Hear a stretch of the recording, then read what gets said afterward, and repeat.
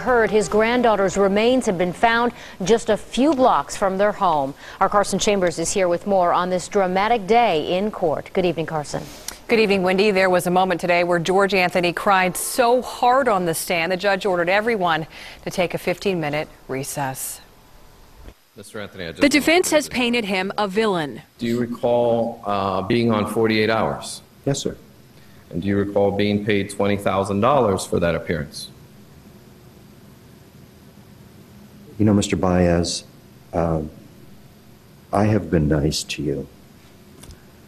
I have tried to answer every question to the best of my ability. But halfway through his testimony, somewhere between a tissue and heavy sighs, you couldn't help but wonder if pity crept into courtroom 23 and settled into the jury box. Late January of 2009, you attempted to commit suicide. Did you, sir? Yes, sir, I did. George Anthony fought against multiplying jabs. He framed Casey for Kaylee's death, then crumbled under the weight of one question. What effect did that have on you when you learned that Kaylee's remains had been found? A deep hurt inside,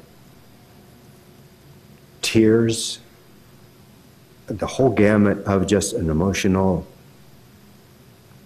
loss, a breakdown inside of me. We can't be sure how jurors felt. Up to that moment, had you held out the hope that Kaylee would be found alive? Absolutely. Every day from July 15th until the day we were told it was Kaylee. But if George Anthony is supposed to be the defense's villain, today he looked more like a grieving grandfather. Need a break, Stan? No, sir, I need to get through this. And George Anthony did finish testifying, and back to the defense's question about his suicide attempt, that opened the door to new testimony that George Anthony bought a gun, and it's testimony that may help the state. It's a story that we're working on for 6 o'clock. I'm Carson Chambers, back to you.